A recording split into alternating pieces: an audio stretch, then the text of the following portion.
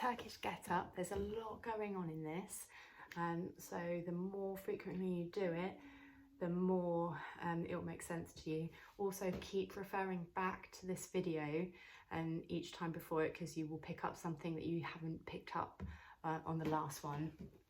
So what we're going to do is we're just going to do body weight to start with. So you're going to lay down flat to the floor. If you were using a weight, you would then pick it up from this position with both hands, stabilise it, and then lower the other hand down. Then you bend the knee on the same side, so we're going right side. So right foot bends, foot flat to the ground.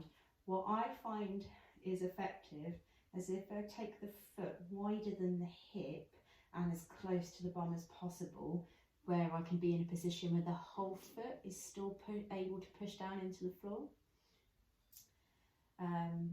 Then you're going to start to lift with the side of your rib cage. You're going to push upwards at the same time as you lean a little bit over onto the left side, and then push yourself up onto your forearm.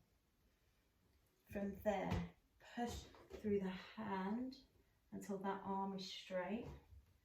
You're going to lift your hips up off the floor, keeping the bum squeezed. Then this leg, the longer leg, so the left leg tucks back. We're going to create a 90-degree angle with the legs. So with the left knee directly under the left hip, turn the eye gaze up to look at the right arm, and then push with the side of the rib cage up, turn the palm inwards, then tuck the toes of the left foot, push down through the whole of the front foot and the ball of the back foot to stand up, and then step together. Then we do the reverse. So we step back on the same leg, so the left leg, untuck the toes there. This is our half kneeling windmill.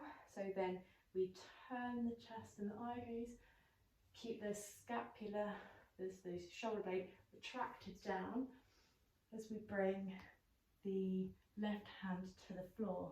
So then we're anchored down through the hand, the right foot, so we can lift the left knee off the floor and then slide that leg forwards, bum down. So bum down as close to the right foot as possible, because that's make it more efficient to lower. Then drop down onto the forearm, belly in, and then try and roll down through your back with control. Then we straighten that leg out, swap the hand over. So this time we do it with the left side. So we're going to bend the left foot in. Again, find that optimal position, which enables you to anchor down through the whole foot.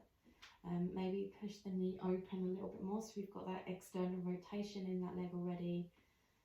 With the right arm, we're going to lean slightly to the right side, so we're up onto that forearm, engaging here the whole time, so it always feels like you're pushing that arm up. What also helps here is the long leg. So the right leg in this situation, when you're coming up onto the forearm, is if you push through the long leg, so the right leg, that can then stop this leg lifting upwards and the stability going. Then push up onto the hand, keep everything engaged, belly is tight, push your left foot into the floor, lift your bum up, find that reverse plank, slide the right leg in so the knee comes into the hip. Now at the same time here, just make sure your right knee hasn't relaxed and wobbled inwards. Inner thigh engages to push it out. So that's the left leg, by the way, if I said right by accident. Half kneeling windmill, turn the eye gaze up to look at the weight, then push up through the side of the ribs, tuck the toes, stand, step in, swap sides, so right leg, or reverse, even right leg goes back, drop the knee down, untuck the toe, turn the eyes to look up at the hand, other hand down to the floor, half kneeling windmill position, then lift the right knee off the floor, lengthen it through. Bum down as close to the left foot as you can. Drop down onto the forearm. Pull the belly in to roll the pelvis backwards. Keep pushing the weight up to the ceiling.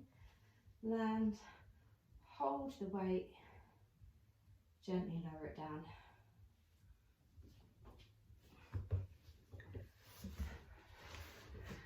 If you have questions, ask.